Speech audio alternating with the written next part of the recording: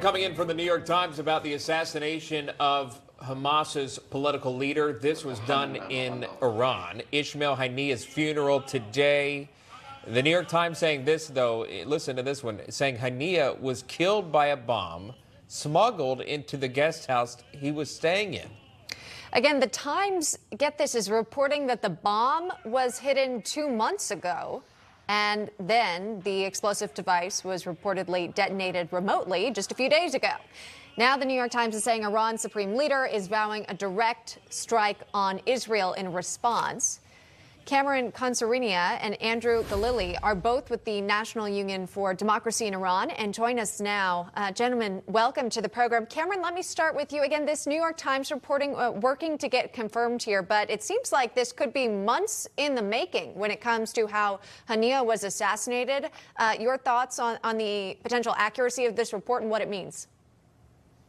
Absolutely. If this reporting is deemed to be correct, it's even more embarrassing than we had previously thought for the Islamic Republic in Iran. And this is one of the more underreported aspects of this story. Of course, we're talking a lot about the impact that this may and likely will have on the Israel-Gaza war and so much else going on between those two actors. But one of the more underreported aspects is just how weak the regime in Iran is. This is a terribly embarrassing incident for the Iranian regime, for the IRGC, and for the supreme leader. The fact that Haniyeh was killed only hours after a private meeting with the supreme leader, Ali Khamenei, in his private, heavily fortified residence. The fact that Haniyeh was in Tehran for the inauguration of the regime's new so-called president. And the fact that this new reporting shows that a bomb was apparently put in a highly guarded IRGC compound some 2 months ago and was never found until the bomb went off and the building was shaking, just shows really how weak this regime is. The Islamic Republic tries to show itself as a military power in the Middle East, but events like this where their senior leaders are being knocked off one by one and their senior affiliates, this one in the heart of Tehran, I think shows that it's much more of a paper tiger than many people think.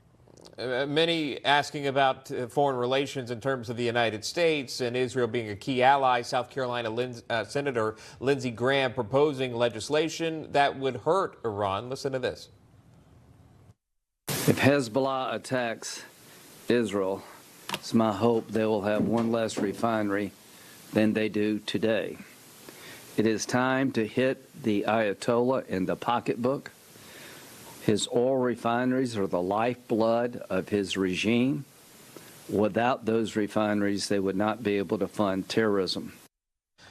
Yeah, and that brought me to my next question, Cameron. I mean, we were looking at some of the images of the funeral taking place in Tehran, honoring this man who's associated with the terrorist organization Hamas. So maybe you could just shed some light or perspective on the overall feeling of Iranians. I mean, are they really grieving this man's death?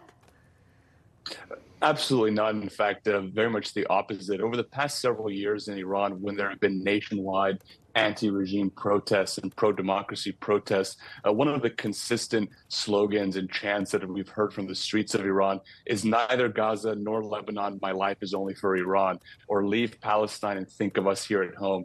So the Iranian people have been forced to live for 45 years under a brutal theocratic dictatorship that has preferred the Palestinian cause, or the so-called Palestinian cause, over the Iranian national interests and the well-being of Iranians. So the fact that Ismail Haniyeh was even in Iran was a point of insult for many Iranians. I think they're disgusted, frankly, that somebody like Ismail Haniyeh, a mass criminal, an international terrorist, was being funded on their dime and was in their country, was in their capital. Frankly, they're probably quite pleased that he's no longer roaming the face of the earth and with their Iranian money causing so much terrorism. So the images that we see from these funerals, et cetera, we have to remember in a country like Iran, these are government-backed. People are forced to go to these events. If not, they could be fired from their jobs. So the Iranian people are very much against Haniyeh. They're pleased he's gone, and they're very much against their own regime. All right, that is Cameron Khansarinia and Andrew Galili. Thank you both. We appreciate that. Thank you. Well, many are saying this election is truly the election of our lifetime. It's President Donald Trump versus Vice President Kamala Harris, and the latest polls show the race is